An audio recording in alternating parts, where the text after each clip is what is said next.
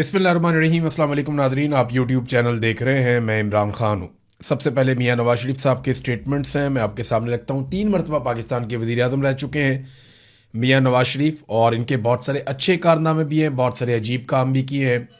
नवाज शरीफ साहब जब भी अपोजिशन में होते हैं तो वो इस्टेब्लिशमेंट के ख़िलाफ़ हो जाते हैं, और जब उनका हुकूमत में आने का मूड होता है तो वो इस्टेब्लिशमेंट की मदद से हुकूमत में आते हैं।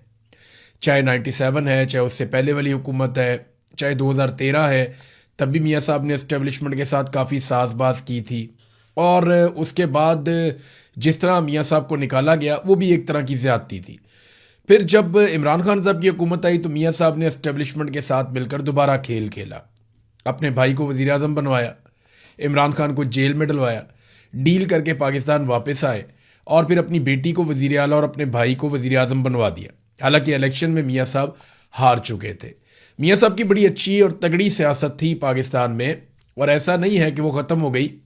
अभी भी मियाँ साहब की सियासत बाकी है, लेकिन बहुत बुरी तरह तबाह हुई है।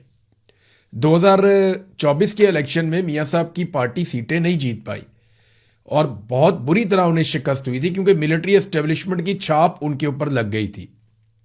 और आज भी ये सूरत हाल है कि मियाँ साहब अगर इलेक्शन लड़ें, फ्री एंड फेयर इलेक्शन हो, तो तमाम वो लोग जो इंडिपेंडेंट अपनी ओपिनियन रखते हैं, या वो लोग जो न्यूट्रल ओपिनियन देते हैं, या वो लोग जो चले PMLN के हमायती भी हैं, वो भी ये कहते हैं कि अगर आज भी एक फ्री एंड फेयर इलेक्शन हो तो मियाँ साहब पाकिस्तान तहरीक इंसाफ का मुकाबला नहीं कर पाएंगे। आसिफ अली जरदारी और मियाँ साहब मिलकर भी नहीं कर पाएंगे। क्या मियाँ साहब की सियासत का रिवाइवल हो सकता है? ये तो वक्त बताएगा, और मियाँ साहब की जो सियासी पॉलिसी है वो बताएगी। लेकिन जो पॉलिसी मियाँ साहब इस वक्त चल रहे हैं ना, इस पॉलिसी के साथ रिवाइवल मुमकिन नज़र नहीं आ रहा, क्योंकि पाकिस्तान की मिलिट्री एस्टेब्लिशमेंट से पाकिस्तानियों के गिले बहुत ज़्यादा बढ़ गए हैं। जर्नैलों ने जिस तरह सियासत की है उससे पाकिस्तानी खाइफ हैं बहुत ज़्यादा, और पाकिस्तानियों को ये लगता है कि ज़्यादातर मसाइल इन्हीं की वजह से। देखिए, फ़ौज के बारे में अवाम की राय थोड़ी मुख्तलिफ है। फ़ौज के लिए बहुत मार्जिन है आज भी अवाम के अंदर। अवाम ये समझती है कि ये बॉर्डर पे भी लड़ते हैं, दहशतगर्दी के खिलाफ लड़ाई भी लड़ते हैं, और एक आम फौजी जो है वो इन चीज़ों के लिए उतना जिम्मेदार नहीं है। अवाम ये समझती है। लेकिन जो पॉलिसी साज हैं वो पूरी फ़ौज को सियासत के अंदर घसीटते हैं, और फिर उनके कहने पर ही फ़ौज गोली भी चला देती है, अपने लोगों पर भी चला देती है। अब जो गोली चलाता है वो तो एक बेचारा आम सोल्जर है ना, लेकिन वो हुक्म को पूरा कर रहा होता है, हुक्म को मान रहा होता है। तो ये जो पॉलिसियाँ बनाने वाले हैं, इनकी वजह से इदारे और अवाम के बीच में खलीज तो पैदा हुई है। अब जो पार्टी अपने आप को इदारे के साथ लिंक करती है या उसके साथ जोड़ती है, उसके लिए प्रॉब्लम पैदा हो जाती है, वो अवाम में गैर मकबूल हो जाती है। यही काम मियाँ नवाज शरीफ साहब के साथ हो रहा है। जब तक मियाँ साहब अपनी पॉलिसी ठीक नहीं करेंगे, मुझे नहीं लगता कि मियाँ साहब का जो सियासी रिवाइवल है वो हो पाएगा। अब आज़ाद कश्मीर में क्योंकि मियाँ साहब को अकेले भागने का मौका मिला, और मियाँ साहब अकेले भागे हैं उस इलेक्शन की दौड़ में, तो मियाँ साहब पहले नंबर पर आए। जो पीपल्स पार्टी तो हो या ना हो वो एक ही बराबर है, तो तय था इलेक्शन। मैंने आपको पहले बता दिया था कि यहां मियाँ साहब को हुकूमत बनाकर दी जाएगी, और गिलगित बल्तिस्तान में भी हमने आपको पहले बता दिया था कि वहां पीपल्स पार्टी को हुकूमत बनाकर दी जाएगी। तो ये फॉर्मूले पहले से तय थे। पाकिस्तान तहरीक इंसाफ ने बाइकआउट कर दिया था, तो मैदान बिल्कुल खुला था। तो अकेले भाग के मियाँ साहब जो है वो पहले नंबर पर आए, अपनी हुकूमत बना रहे थे। मियाँ साहब ने एक स्टेटमेंट दिया है कि इलेक्शन में सीट हारने पर हौसला नहीं हारना चाहिए। ये वैसे तो बड़ी हौसले वाली बात है कि हार जीत होती रहती है इलेक्शन में। मियाँ साहब भी इलेक्शन हारे हैं, यास्मीन राशिद से भी हारे हैं, और जो इलेक्शन हुआ वहां हज़ारा में मियाँ साहब का, वहां पे भी मियाँ साहब इलेक्शन हारे हैं, मानसेरा में। लेकिन सवाल ये पैदा होता है, ये ज़्यादा बड़ी बात नहीं है कि इलेक्शन में सीट हारने पर हौसला नहीं हारना चाहिए। इससे ज़्यादा बड़ी बात यह है कि अगर आप हार जाएं तो बड़े दिल से हार को तस्लीम भी करना चाहिए। मियाँ साहब इलेक्शन हार गए थे, लेकिन उन्होंने हार तस्लीम नहीं की, उन्होंने दिल बड़ा नहीं किया, बल्कि यास्मीन राशिद साहबा को लगातार जेल में रखा गया है, जिनकी सीट पे मियाँ नवाज शरीफ साहब ने कब्जा किया लाहौर में। और ये जो मियाँ साहब ने कब्जा किया, इसकी वजह से मियाँ साहब काफ़ी मजबूर भी हैं, क्योंकि ये सीट बड़ी कमज़ोर है। जब भी कभी एस्टेब्लिशमेंट चाहेगी, मियाँ साहब को दीवार के साथ लगा देगी, और इतना गंदा कर देगी कि मियाँ साहब बाद में सफाइयाँ ही देते रहेंगे। या मियाँ साहब को दिल बड़ा करते हुए, हौसला पैदा करते हुए हार मान लेनी चाहिए थी, और मियाँ साहब को यह कहना चाहिए था कि मैं यास्मीन राशिद से इलेक्शन हार गया हूं, लिहाजा मैं बड़े दिल से इस हार को तस्लीम करता हूं। इसको कहते हैं हौसला। लेकिन मियां साहब इलेक्शन तो हार गए, हौसले के मैदान में भी हार गए। मियां साहब को हौसला रखना चाहिए था, इतने बड़े लीडर का, जो 3 मरतबा पाकिस्तान जैसे मुल्क का जो एटमी कुव्वत है उसका वजीर आजम रहा हो, और वो इतनी जल्दी हौसला हार जाए कि एक खातून से वो इलेक्शन हारा और उससे हार ही नहीं मानी गई, बल्कि वो डट के खड़ा हो गया, नहीं जी नहीं, मैं वो इलेक्शन ले लिया, उन्होंने चोरी कर लिया, आधी रात को आरओई तब्दील कर दिया और करके जैसे भी किया। तो मियां साहब कहते हैं इलेक्शन में सीट हारने पर हौसला नहीं हारना चाहिए। हौसला तो आप तब हार गए जब आपने हौसला ही नहीं किया अपनी हार तस्लीम करने का। एक और बात मियां साहब ने कही कि मेरे 3-4 साल में डॉलर 1 रुपया भी नहीं बढ़ा।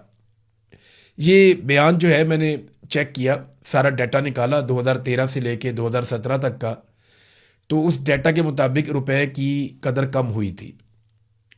मियां साहब कह रहे हैं कि डॉलर 1 रुपया भी नहीं बढ़ा। जब मियां साहब की हुकूमत आई तो 98 का था। जब मियां साहब की हुकूमत ख़त्म हुई, यानी मियां साहब को वजारत उद्मा से हटाया गया, बाद में भी मियां साहब की अपनी हुकूमत थी, शाहिद खान अब्बासी को लगाया गया था, इसहाक डार ही वजीर ख़जाना थे, लगभग 110 के आसपास, 98 से इनको मिला था। इमरान खान को जब हुकूमत मिली थी तो 129 रुपए का था। यानी मियां साहब को जब हुकूमत मिली थी तो डॉलर था 98 का, इमरान खान साहब को जब हुकूमत मिली थी तो डॉलर था 129 रुपए का।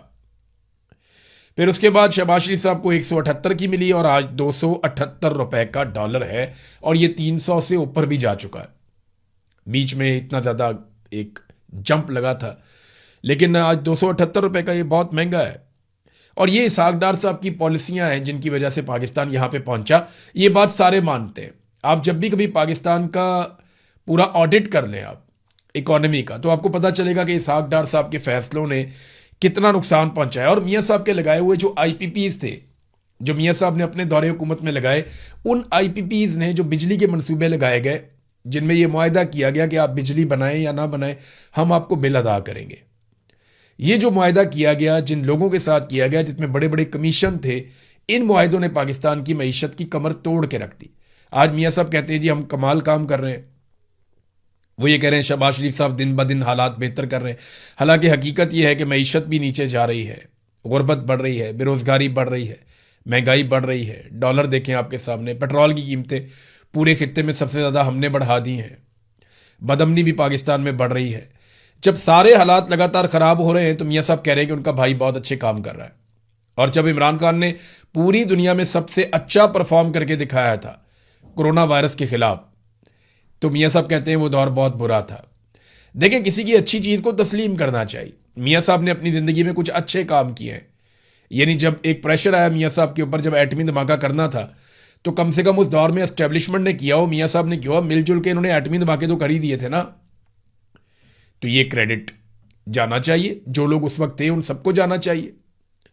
तो इमरान खान को भी बहुत सारी चीज़ों का क्रेडिट जाना चाहिए। मियां साहब को अपना दिल बड़ा करना चाहिए कि बहुत सारे काम इमरान खान साहब ने बहुत अच्छे किए थे, जिन पे आजकल उनकी बेटी, उनका भाई जाकर अपने नाम की तख्तियां भी लगा लेते हैं बाज़ औक़ात। नादरीन, राणा सनाउल्लाह साहब ने एक स्टेटमेंट दिया। उन्होंने कहा जी कि आइन और कानून सियासी जमातों को एहतजाज की इजाज़त देता है, लेकिन वो सहूलत पाकिस्तान तहरीक इंसाफ को मैसर नहीं है। यानी ये इन्हें वो सहूलत नहीं दी जा सकती क्योंकि पाकिस्तान तहरीक इंसाफ पर 9 मई का इल्ज़ाम है, ये राणा सनाउल्लाह ने कहा। तो मामला ये है कि कल मिलिट्री एस्टेब्लिशमेंट की किसी और पॉलिटिकल पार्टी से अगर लड़ाई हो जाएगी तो वो उनके ऊपर कोई भी इल्ज़ाम लगाएं और वो ये कहें कि इनको हमने कोई जलसा जुलूस नहीं करने देना, कोई सियासी एक्टिविटी हमने इनको नहीं करने देनी, ये इलेक्शन जीतेंगे भी तो हमने इनको नताइज नहीं देने, तो फिर वो पॉलिटिकल पार्टी क्या करेगी? देखिए, 9 मई अपनी जगह पे है, वो अब एक कानूनी मामला है, वो अदालतों में चलने दीजिए, वहां पे सबूतों की बुनियाद के ऊपर फैसले होने दीजिए। अदालतें जाने और 9 मई जाने, आप सबूत ले आए, सीसीटीवी फुटेज ले आए, बाकी चीज़ें ले आए, शवाहिद ले आए, उसकी बुनियाद पे आप लोगों को सजा दिलवाएं। कई जगह पे लोग बाइज्जत बरी भी हुए हैं, कई जगह पे लोगों को सजाएं भी हुई हैं। तो 9 मई को खालिसतन एक कानूनी मामला रहने दिया जाए तो बेहतर है। अब इसकी बुनियाद पे आप ये तय नहीं कर सकते कि लोगों को यह हक ही नहीं है कि वो एहतजाज करें। वो एक पॉलिटिकल पार्टी है। अगर आप फर्ज कर लेंगे 9 मई में पाकिस्तान तहरीक इंसाफ के लोग एहतजाज करने निकले भी, अव्वल तो तहरीक इंसाफ बड़ा कैटेगोरिकली कहती है, इमरान खान साहब भी, कि ये एक फॉल्स फ्लैग ऑपरेशन था और सीसीटीवी चोरी जिन्होंने की है, सीसीटीवी फुटेज, वही इसके लिए जिम्मेदार है। और वो ये कहते हैं कि जानबूझकर नकाबपोश भेजे गए जिन्होंने तोड़फोड़ की है, हमारा तो इससे लेने देने ही कोई नहीं है, वो ये कहते हैं। लेकिन आप फर्ज कर लें कि अगर फिर भी पाकिस्तान तहरीक इंसाफ, तो करोड़ों उनके वोटर्स हैं, आप चंद हजार लोगों की बुनियाद के ऊपर कैसे फैसला कर सकते हैं? चंद सौ या चंद हजार लोगों की बुनियाद के ऊपर आप कैसे कर सकते हैं कि करोड़ों लोगों का आप हक ही छीन लेंगे? ये तो नहीं हो सकता ना। तो ये ज्यादती है जो राणा सनाउल्लाह साहब ने की। शेर अफजल मरवत ने एक स्टेटमेंट दिया, ये स्टेटमेंट मैं आपके सामने जरूर रखना चाहूंगा। मरवत साहब, जिन्हें इमरान खान साहब ने पाकिस्तान तहरीक इंसाफ से निकाल दिया था, उन्होंने दावा किया है कि जनरल फैज़ उनके ख्याल में रिटायरमेंट के बाद सियासत में मुदाखलत कर रहा था और उसने जेल में इमरान खान साहब से मुलाकात भी की थी, जिसकी वजह से शेर अफजल मरवत ने कहा कि एक डिप्टी सुपरिटेंडेंट अकरम गिरफ्तार हुआ था। असल में ये गिरफ्तार नहीं हुआ था, ये डिप्टी सुपरिटेंडेंट अकरम जो है, इसको बाकायदा अगवा किया गया था 13 और 14 अगस्त की रात को 2024 में। फिर काफ़ी दिनों के बाद, लगभग 1.5 महीने के बाद इसका पता चलता है और ये मिल जाता है, फिर इसकी गिरफ्तारी डाल दी जाती है। इसके ऊपर इल्ज़ाम ये था कि इसने सहूलत कारी की है किसी गैर मुल्की पाकिस्तान तहरीक इंसाफ की शख्सियत की राब्ता करवाने में इमरान खान साहब के साथ। यानी इमरान खान साहब के किसी गैर मुल्की पाकिस्तान तहरीक इंसाफ की शख्सियत के साथ राब्ता करवाने में या मैसेजिंग करने में, पैगाम रसानी में सहूलत कारी की है इस डिप्टी सुपरिटेंडेंट ऑफ जेल ने। ये इसके ऊपर इल्ज़ाम था। ये वाला इल्ज़ाम तो आज तक कभी नून लीग ने भी नहीं लगाया। ये वाला इल्ज़ाम तो आज तक इमरान खान के बदतरीन दुश्मनों ने भी नहीं लगाया कि जनरल फैज़ जेल में गया और जाकर इमरान खान साहब से मिला। ये इल्ज़ाम शेर अफजल मरवत साहब ने लगाया। अब इमरान खान साहब की मैं दाद देता हूं कि उन्होंने इतनी जल्दी कैसे पहचान लिया कि शेर अफजल मरवत को पार्टी से निकालना ज़रूरी है या शेर अफजल मरवत से अपनी राहें जुदा करना बहुत ज़रूरी है।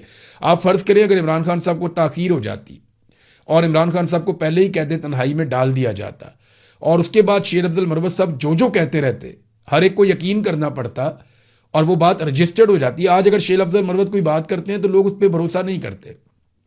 लोग कहते हैं कि इमरान खान ने क्योंकि इन्हें पार्टी से निकाल दिया, लिहाजा अब ये बदला ले रहे हैं या गुस्से में है मरवत साहब। लेकिन अगर इमरान खान साहब इन्हें पार्टी से ना निकालते और कहते तन्हाई में चले जाते, तो आज जो भी शेर अफजल मरवत कह रहे होते उसके ऊपर जो है वो पूरे आपके टीवी चैनल्स के ऊपर ब्रेकिंग और फट्टे और सब कुछ चल रहे होते कि पाकिस्तान तहरीक इंसाफ के रुकन शेर अफजल मरवत, इमरान खान साहब के करीबी साथी और वकील शेर अफजल मरवत ने ये भी कह दिया, वो भी कह दिया। तो इमरान खान ने लकीली टाइमली इस बारे में फैसला कर लिया था। तारिक फजल चौधरी साहब ने एक बात की और ये बड़ी दुरुस्त बात है, मैं आपके सामने रख देता हूं। तारिक फजल चौधरी साहब ने क्या कहा? वो ये कहते हैं कि इस वक्त 10 कायमा कमेटियों के चेयरमैन पाकिस्तान तहरीक इंसाफ के हैं। वो सरकारी गाड़ी, सरकारी स्टाफ और दूसरी तमाम सहूलियात इस्तेमाल कर रहे हैं, सिर्फ कमेटी के इजलास में नहीं आते। ये किस तरह का एहतजाज है? इस्लामाबाद क्यों आना है? एहतजाज तो पेशावर में हो सकता है। तो ये उन्होंने एक अजीबोगरीब बात की कि जनाब अगर आप ने छोड़ दिया, आप आ ही नहीं रहे, आप काम ही नहीं कर रहे, तो फिर आप सहूलियात क्यों ले रहे हैं? देखें ना, ये तो वैसे भी सरकारी वसाइल है और यही तो मुकदमा है पाकिस्तानियों का कि अगर आप काम नहीं करते तो फिर आप पैसे किस बात के लेते हैं। यानी 10 कायमा कमेटियों के चेयरमैन पाकिस्तान तहरीक इंसाफ के, वो सरकारी गाड़ी भी नहीं वापस कर रहे, स्टाफ भी नहीं वापस कर रहे और दीगर तमाम सहूलियात भी इस्तेमाल कर रहे। अगर तहरीक इंसाफ ने चीज़ें वापस की है तो मुझे बता दें, मैं अगले वीलॉग में कह दूंगा। लेकिन तारिक फजल चौधरी साहब ने ये इल्ज़ाम आयद किया है कि ये सारी चीज़ें वो इस्तेमाल कर रहे हैं। इससे पहले कुछ सहाफ़ियों ने भी इस बात की निशानदेही की थी और पाकिस्तान तहरीक इंसाफ ने तरदीद नहीं की थी, बल्कि एक कोई पाकिस्तान तहरीक इंसाफ के साहब हैं, मैंने वो उनके करीब गाड़ी में जाके सहाफ़ी ने पूछा भी था कि गाड़ी कब वापस कर रहे हैं, तो उन्होंने उसका जवाब नहीं दिया था। तो बात यह है कि ये गाड़ियां आप फिर किस कैपेसिटी में रख रहे हैं, ये स्टाफ आप क्यों इस्तेमाल कर रहे हैं, सहूलियात और मुराद आप क्यों इस्तेमाल कर रहे हैं, जब आप कायमा कमेटियों के इजलासों में जा ही नहीं रहे। अगर आपने इस्तीफे दे दिए तो सारी चीज़ें वापस कीजिए। इस्तीफे आपने दे दिए, काम आप वहाँ टकेगा नहीं कर रहे और चीज़ें और सहूलियात सारी आपने रखी हुई हैं, तो ये कौम का पैसा, हम गरीब लोग हैं, हम बहुत गरीब कौम है, बहुत एक एक रुपया हम जमा करते हैं। एक तो हमें हुक्मरान ऐसे नालायक और नखट्टू मिले, वो पाकिस्तानियों का पैसा ज़ाया कर देते हैं, ऊपर से अपोजिशन भी ऐसी मिली है कि वो भी बहती गंगा में हाथ धो लेती है। तो ये निशानदेही तारिक फजल चौधरी साहब ने ठीक की है, गो के खुद भी वो फार्म 47 के ऊपर मुंतखब होकर आए थे, लेकिन बात उन्होंने ठीक की है और ये ताना उनका बिल्कुल दुरुस्त है कि यहाँ पे पाकिस्तान तहरीक इंसाफ को वो तमाम चीज़ें वापस करनी चाहिए अगर उनके पास हैं तो। नाज़रीन, साले जाफर साहब को जो एक अवार्ड देने का ऐलान किया गया, उसके बाद उन्हें टीवी चैनल पे पूछा गया कि आपने वो जो खबरें दी थी, बड़ी अजीबोगरीब किस्म की खबरें आपने दी थी वज़ीर आज़म के हवाले से, नवाज शरीफ को जब गिरफ़्तार किया गया, शहबाज शरीफ को जब पकड़ा गया, तो बड़ी निजी किस्म की, बड़ी वो घटिया किस्म की खबरें थी जो आपने दी थी, तो आपने वो क्यों किया था? उन्होंने कहा जी मैं तो अपनी खबरों पे आज भी कायम हूँ। लेकिन आप इंटरेस्टिंग बात देखें कि मियाँ साहब के बारे में जो कुछ कहा, साले जाफ़र अपनी खबर पे आज भी कायम है, वो अपनी खबर पे डट गए और मियाँ साहब उन्हें अवार्ड देने पे डट गए। ये हुआ पता है क्या है? हुआ ये है कि कुछ लोग मिलिट्री एस्टेब्लिशमेंट के साथ हुआ करते थे और कुछ लोग पीएमएलएन के साथ हुआ करते थे। ये आपस में कभी कभी लड़ते भी होते थे। तो ये एक दूसरे के सख्त मुखालिफ होने के बाद जब ये इकट्ठे हो गए ना, तो अब वो सारे लोग भी इनको तोहफे में मिल गए, जहेज में मिल गए सारे लोग। अब उनको भी ना उनको जहर मार कर नहीं पड़ता है, यानी अब दवाई समझ के ये जहर पी लें तो इनको पीना पड़ता है बेचारों को। तो ये हालात हैं। अब जो जो इनको नाम दिया जाता है ये उसको अनाउंस कर देते हैं कि जनाब ये भी है, इसका भी नाम जारी किया जाए। नाज़रीन, अमेरिका में सेंटकॉम ने, यानी अमेरिकन फ़ौज ने एक नक्शा जारी किया है। ये नक्शा आप देखिए, और इस नक्शे की निशानदेही की है मुख्तलिफ हलकों ने, और उन्होंने ये बताया कि क्लैश रिपोर्ट ने भी इसके बारे में इन्फॉर्म किया, और कई लोगों ने, कि ये जो नक्शा है ये मिडल ईस्ट का है और इसमें इसराइल को दिखाया गया है, गज़ा को या फ़लस्तीन को अलग से नहीं दिखाया गया।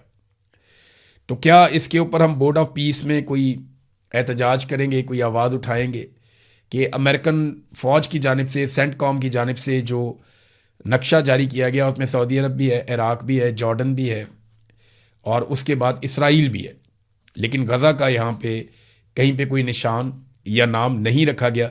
बड़ा अनफॉर्चुनेट है। ऐसा लगता है कि ये फ़ैसला हो गया है कि अब गज़ा का वजूद नहीं रहेगा, गज़ा से तमाम फ़लस्तीनियों को निकाल दिया जाएगा और गज़ा को वैसा ही बनाया जाएगा जैसा प्लान जेरेड कुशनर का था, जिस प्लान के बारे में डोनाल्ड ट्रंप ने बात भी की थी। नाज़रीन, 3 ईरानी पायलट्स जो हैं उनका एक रोला पड़ गया, वो मिसिंग है। खबर यह है कि ईरान ने कतर पर इल्ज़ाम लगाया है कि 3 ईरानी फ़ौजी पायलट जो गए थे एक अटैक करने के लिए अमेरिका के ऊपर, अमेरिकी जो तनसीबात हैं उनके ऊपर वो अटैक करने के लिए गए थे, और 2 मार्च को दुश्मन के फ़ौजी अड्डे के ख़िलाफ़ मिशन के दौरान कतर के ऊपर इनके तैयारे गिरे थे। और ये ईरान की जानिब से पहली बार अवामी सतह पर इस बात की तस्दीक की गई है कि वो जो 3 पायलट हैं वो ज़िंदा हैं और उन्हें कतर ने जो है वो अपने कब्ज़े में लिया हुआ है और उन्हें उनके ख़ानदानों से रब्ता करने की इजाज़त नहीं दी जा रही। और रेड क्रॉस पर जोर दिया कि वो इनसे मुलाकात करें और इनकी रिहाई को यकीनी बनाने में मदद करें। ये इम्पॉर्टेंट है बहुत कि ईरान ने यह दावा किया कि उसके 3 ऐसे पायलट हैं, जब वो अमेरिकन तनसीबात के ऊपर अटैक कर रहे थे तो वो पायलट उनके वहाँ पे कतर में उनके एयरक्राफ्ट गिरे और वो वहाँ पे उतर गए और उन्हें पकड़ लिया गया और वो अब कतर की हिरासत के अंदर है और वो उनके कब्ज़े में है, लेकिन उनकी ख़ानदान से और कहीं पर रब्ता नहीं करवाया जा रहा। कतर इसके बारे में क्या कहता है, एक आधे दिन में मौक़िफ़ आएगा, हम आपके साथ शेयर करेंगे। अब तक के लिए इतनी, अपना ख्याल रखिएगा, अपने चैनल का भी। अल्लाह हाफ़िज़।